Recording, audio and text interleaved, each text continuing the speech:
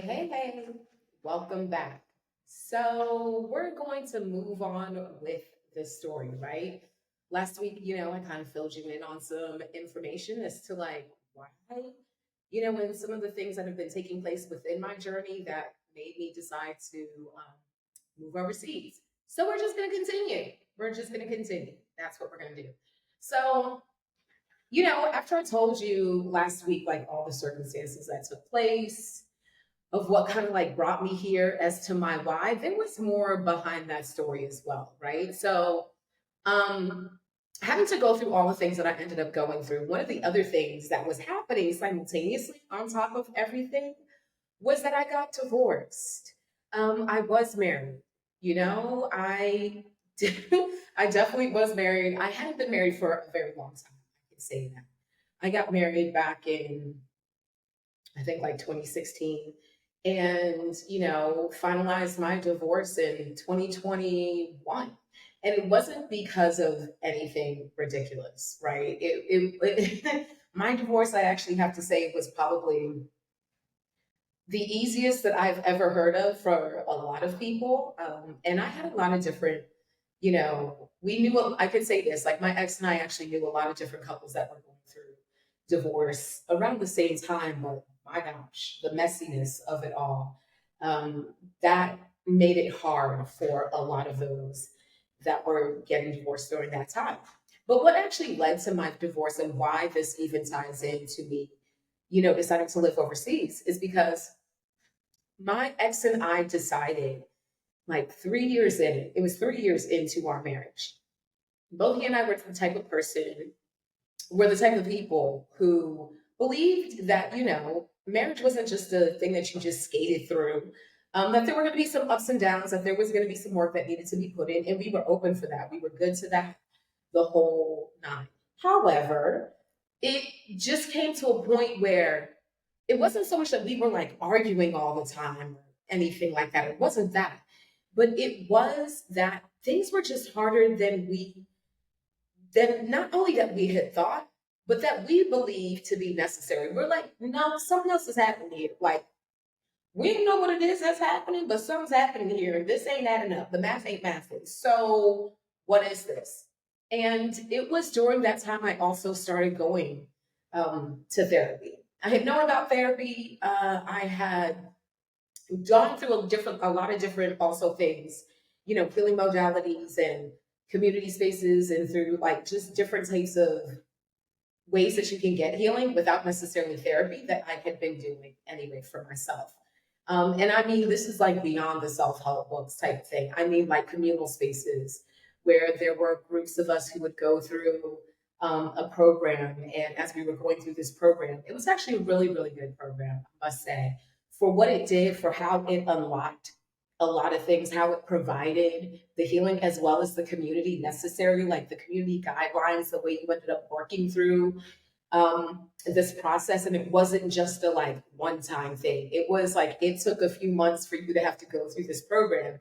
And then you could actually go back through the program if you wanted to, if there were more things that you wanted to, heal within yourself. It was really good. So it was a mixture of both. Like there was an individual piece for the sake that you had to take responsibility for your story, for those things, like meaning for your story, and we need to put in the work so that you could show up with the group as well. But the way the community agreements were done, it was so, man, it was so much, it was so loving. There was so much thought and care that was put into even the way the community agreements were. And through going through this program, you end up building bonds with people, and not quote unquote, not these, trauma bonds. No, you end up building bonds with people because you see each other healing. You see the breakthroughs. You're there for one another, like you're affirming the things that people have gone through, but they're also there to support you. And it turns into like real life support as well. It was beautiful and intergenerational, which I thought was kind of cool as well. So yeah, I had like gone through programs like that. I had been doing a lot of stuff on my own. And so when my ex and I got together, got married, by this time we're just seeing that the math ain't mathing. And we finally came to the conclusion that we both wanted different things. That's really what it came to. We ended up understanding that we both wanted different things, Um, this journey of self-discovery has not been anything new for me. I have been on it for quite some time, and I feel like even just like the rest of your life is actually a journey of self-discovery, of learning you at this point in time, learning you again, and seeing the ways that you've changed and you've grown, things that are important, that are not so, like the journey of self-discovery truly is lifelong, and I love it. I really do love it. I love learning more about myself as I grow older, as I move through different situations and things like that. And he ended up having to do the same thing. But there were just certain places that we weren't aligned in and that we wanted differently. And also coming to the point of understanding that he had said this to me first, but I really understood it when we decided to get divorced, because it was the same feeling that I definitely had. Not only feeling, but it was also the same value that I had. And mind you, my ex and I had been friends. We had been friends beforehand, before we even got married. And even afterwards, even now, we're still really, really good friends. Because what he had said to me during this time was that, you know, I love you enough. Um, I love you enough that to let you go, right? I love you enough to let you go if I am not the thing that is going to help you when it comes down to, like, not necessarily like your happiness, but finding you on your path, doing the things that you desire to do. Like, that is how deep my love is for you, that I am willing to let you go if I am not the best for you, right? And I remember him saying that. And even while we were getting divorced, um, it was the same thing. The feeling was absolutely mutual. And I came to understand, and I felt the same exact way, which was like, yo, honestly speaking, I do love you. I love you this deeply. I love you this deeply that I am willing to let you go, even if I am not the best thing for you, because I want what is best for you. And so we both came to that place and we understood that we weren't actually what was best for each other. And that's what made this working through the divorce a lot easier than some of the divorces that I had seen, like I said, with other friends that we had seen go through stuff. It was, like I said, some of that stuff was just nasty. The one thing that he and I, though, did want no matter what was that we wanted our friendship, because we really enjoyed being friends. We were really, really good friends. And we understood that we could still be really, really good friends and not be married. Like, it's cool if we're not married. Can we at least keep this relationship, like our friendship? We want our friendship. And so we fought for that. We fought for our friendship and we let go of the marriage. And that was that. Like, it was that. And it was just fascinating because, as you know, I have friends in other community, or both of our communities and friends. You know, there's a lot of crossover. But you could see the way that they were, one, a bit shocked that we were even making this decision, but then two, a lot of them were very just surprised on how he and I decided to move through this. Doesn't mean that there were like no emotions and um no, feeling some type of way during some portions in time. During this, absolutely not. We're both human. Like, we're both human. So even within the marriage, it was something that, like I said, things just weren't adding up.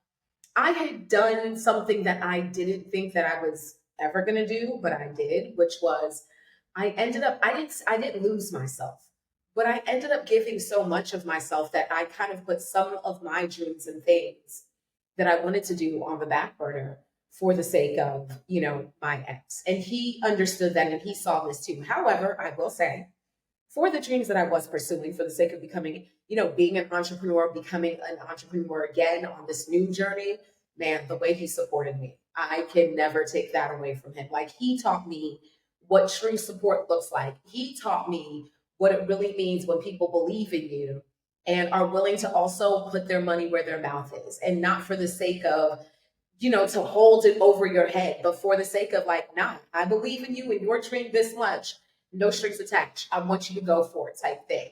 And that was such a beautiful gift that I received. It was such a beautiful, beautiful gift that I received in the way he, championed me on. But there were certain things that I definitely had to, like, let go of. And my marriage was one. I was never the one who thought that I would ever get married and get divorced. I wanted to be like a one and done. type thing, like for real. And that's why also it took me so long to get married, because I was in my late 30s. I took my time because I just wasn't the type to just rush into anything. However, I also knew that because of the things that I wanted, there were certain things that I needed to let go. And if this marriage was one of those things, then it was like, so be it. It wasn't for the sake of like on the chopping block for my future, or even necessarily like, yeah, it was not like on the chopping block for like, this is what I have to do in order to take this future. No, we had talked about a lot of things. There were a lot of things that we wanted to be able to do together as well. But goals shift, and it was okay for goals to shift. So he and I separated, and it was really amicable. It was really amicable. And it was right at the beginning, like right when we got divorced in 2021 and 2022, just a few months later, that's when my mom died. And so having to deal with like going through divorce, my mom dying, mind you, I was also in grad school too. It was a lot. There was a lot. And I had started to see in different ways in my life that I had settled. And even through my ambition, I had settled. I had never dreamt so large, so big for myself about what possibilities could be. I didn't know at that point in time that like part of this was also my desire, my deep, deep desire to want to be overseas. I had been saying for some years, and my friends had heard me, but what could I do to really make this happen? And so that decision, and then also for the sake of like choosing to do what was good for me, what was best for me was going to be important. Just like I wanted him to choose what was best for him. And so, yeah, we loved each other enough to be like, yeah, we love you this deeply that if we are not the best for each other, we will let each other go. And we have. But our friendship is just utterly beautiful. That he's a person that I still talk to, that we parse things out, and he knows I have his back and he has my back, right?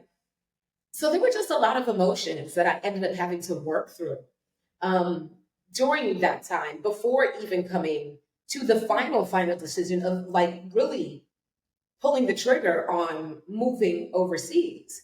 There were just a lot of things that I had to let go of. And I think when we think about moving overseas, we don't take into consideration like certain things that we do have to let go of. And like, yes, the physical thing, yes, you do need to let go of, friends and so forth and so on, but not let them go for the sake of you don't be friends anymore, but for the sake of like, you're not going to see these people on an everyday basis, this and that, like not coming from a place also of just disposability politics, but from a place of like really having to work through, some deep things and your emotions and your choices and why you are the where you are and who you are, all those things, your desires, what you deserve. Like if there are people in alignment with you in this path, um, there's a lot that you have to let go of. So it's not like just physically when I want to move overseas, it's just about letting go of like the house and like the things that I own. It's more like the emotional stuff. There is a lot of emotional work that actually needs to come into play when you're choosing this path. Like this is why I tell people, please, please, please, please, like don't run. Like no, don't run. This also needs work. Like there is work that needs to be put into play when you choose to move overseas. There are things that you need to ask yourself um, about what you're willing to do, not what, it's like what you're willing to do. Forgive me, my hair. Hold on.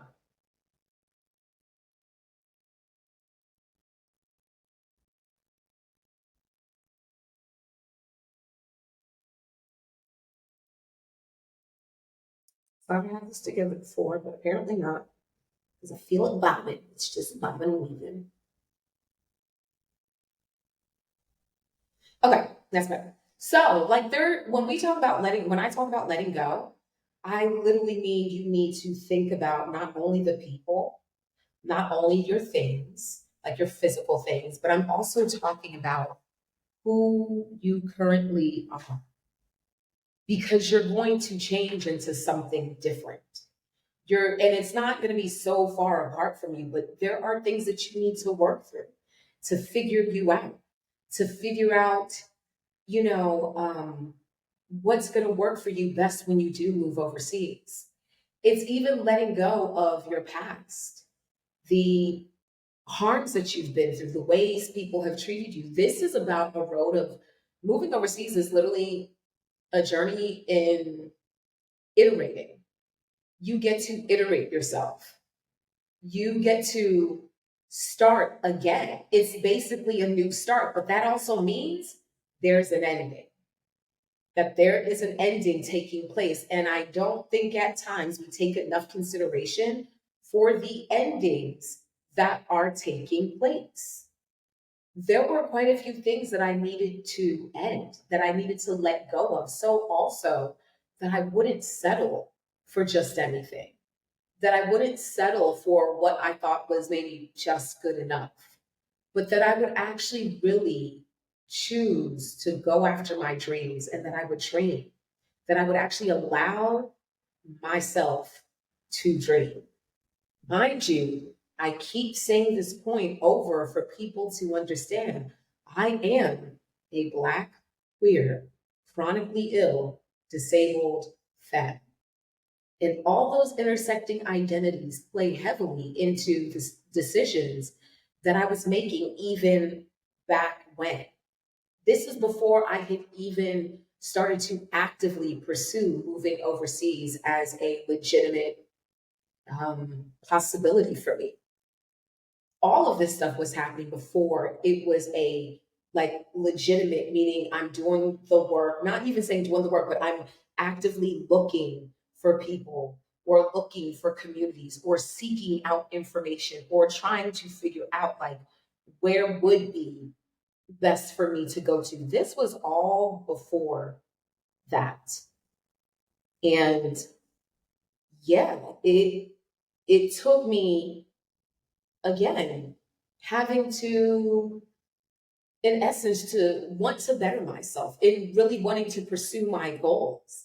And in what, so then it was kind of like, well, then if I do want to move overseas, then what's the best way for me to move overseas? Because the other side of this was, I ain't gonna have to do it all by myself. Let me just be real honest. With all those intersecting identities, I wanted to make it as most easeful as possible. I wanted to make sure that I set myself up in a way that was going to be beneficial for me, and also in a way that would honor my values.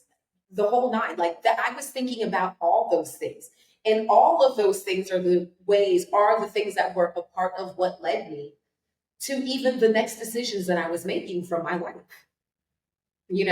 It's also what played into why I chose what grad degree I chose. And I'll get into that more next video. But it was all of those decisions of I see that I am making some major life changes, and choosing to live overseas is a major life change.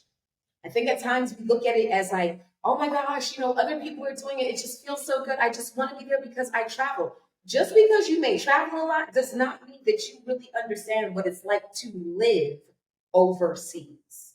Tourism and living are two different things.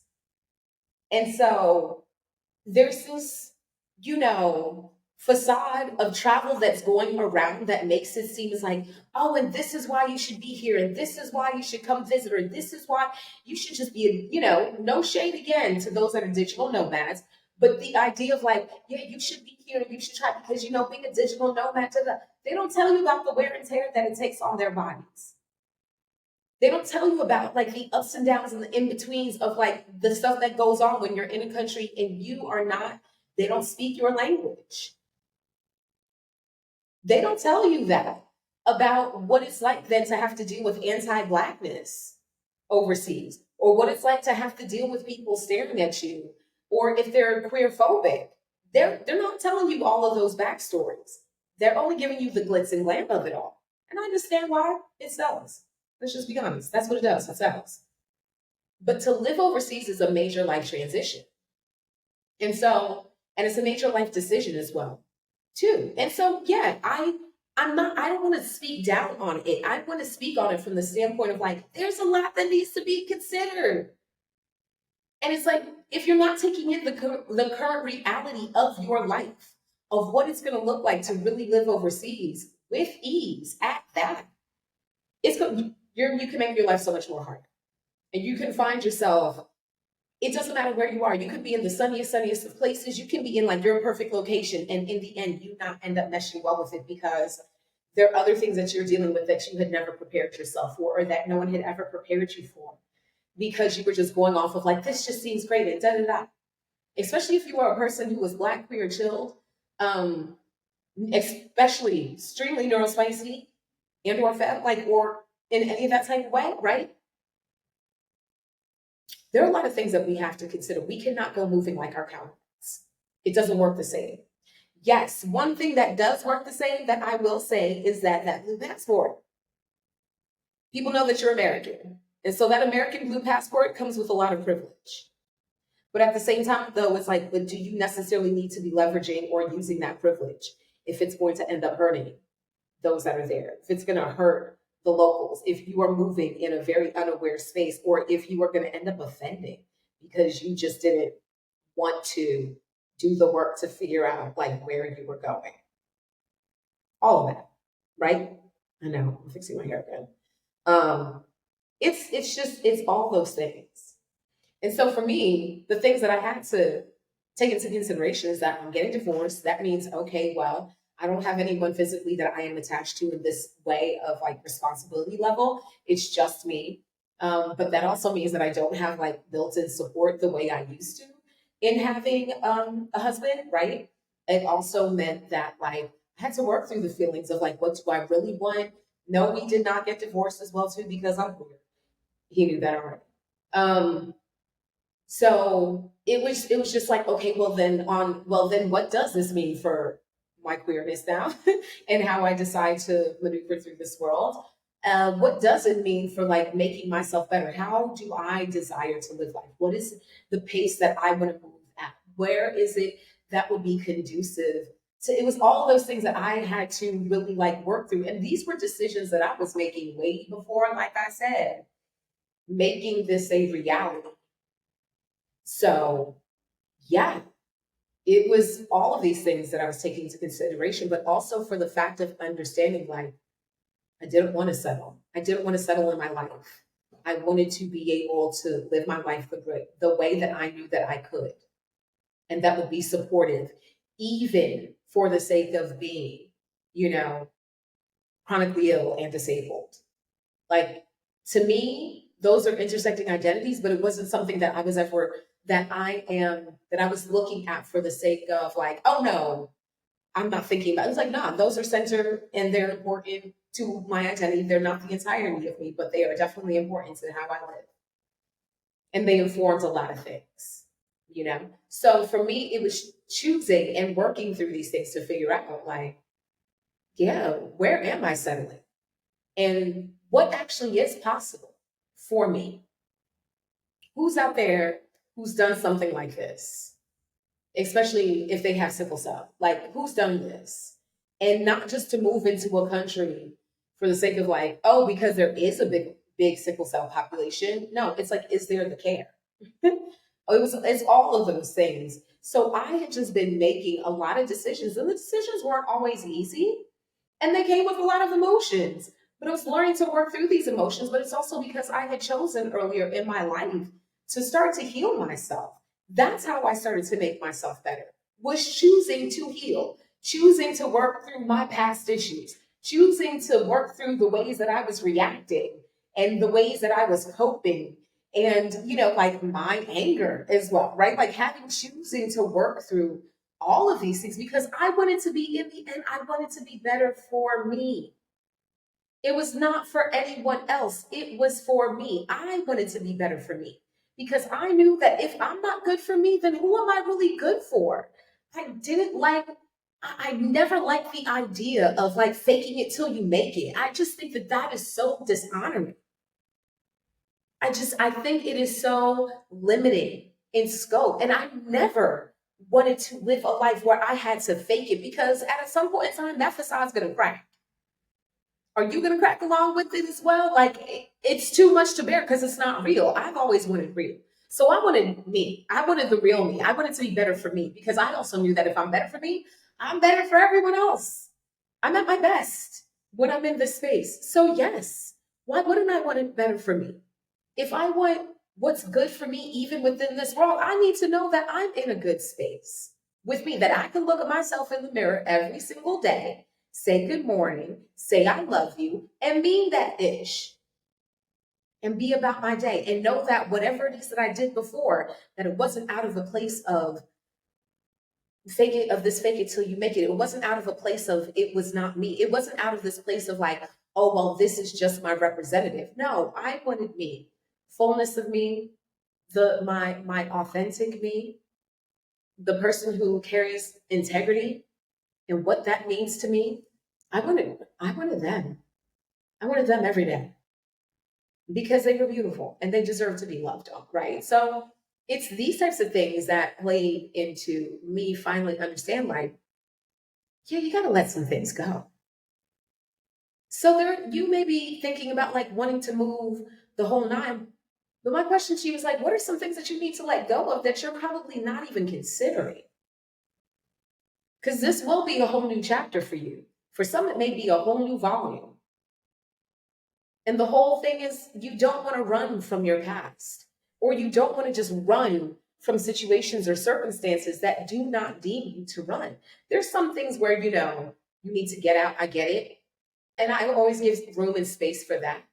But if you have the ability to make a decision, to take your time to work through this, and it doesn't have to be, this isn't out of like some reactionary standpoint, get the process. Take that time and process, figure things out. What do you need to let go of? Because it also could be that you may have to let go of the job. And it's so easy to say, to start asking around, like, oh, can I work in this country? Let me just give a great, great heads up. Most countries that you are going to move to, you are not going to be able to work in as soon as you get there. That's not how it works. America is unique in a lot of different ways. For the sake that you can come into America as an immigrant, do the paperwork stuff, the whole nine, and you can start working. It doesn't always take a lot of time for you to be able to do that, as long as you have the paperwork. In other countries, yeah, you need to get the paperwork, but they don't always move the way America does. Timelines are different, stipulations are different. There are a lot of countries that actually have protected industries. So that means just because you've been working in your industry, and your industry may be based in America, and it's the thing that's allowed you to travel left and right, up and down. When you move to another country, unless that job is an online job, unless you have permission that you can work from anywhere, the whole thing, in some jobs may say like, no, you can't work outside the United States. No, this is not going to be, or if you do work from home, they can say like, no, it's a work from home from the States. Or no, you're not able to work from anywhere globally. We see what's happening with legislation as well too, and how things are shifting and changing. So no, not everyone always has the possibility of being able to just like get up and move with their job. That is a fallacy. And that is something that needs to be taken into major consideration.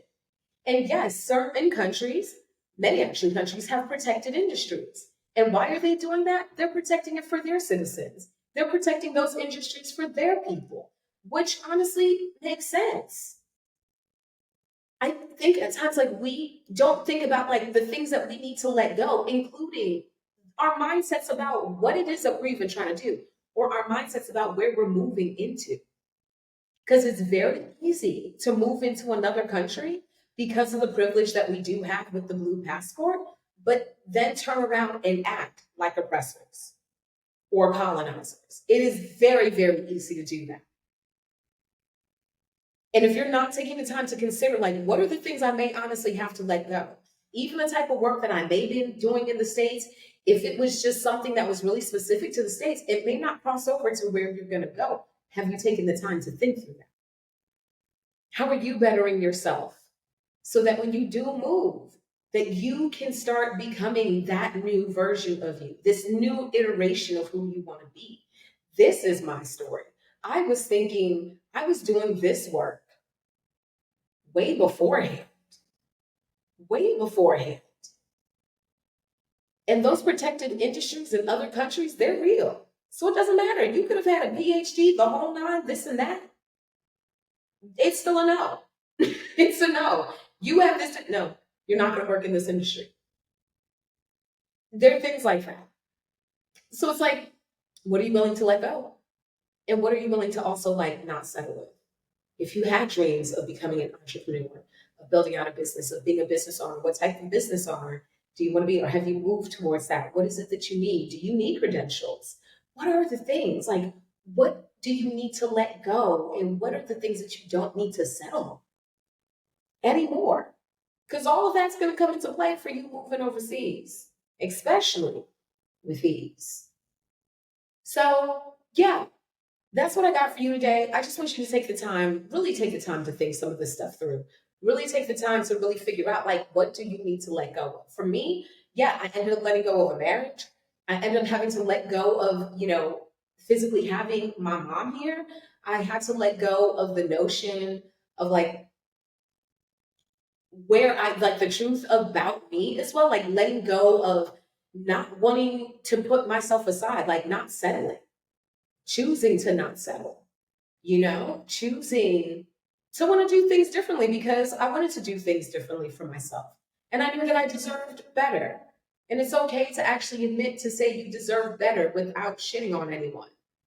I just knew with my life, I deserved better. I deserved the things that and it's not just the things, I deserve to live the way I truly knew that I had dreams of and the possibilities of living, even with having a chronic illness and disability, even in being queer, even in being neurospicy. I knew that I still deserve to live out my dreams.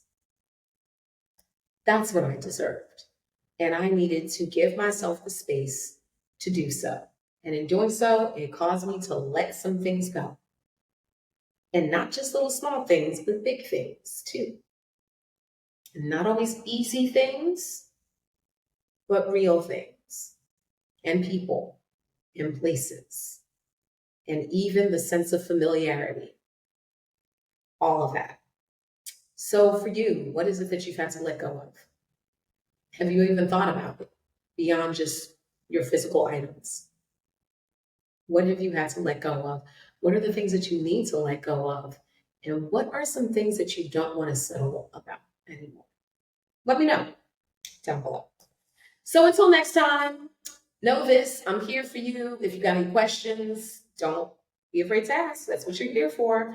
And I'll be dropping some more information about this journey and the next steps on what I did in order to move overseas and to live overseas with ease. So till then, peace.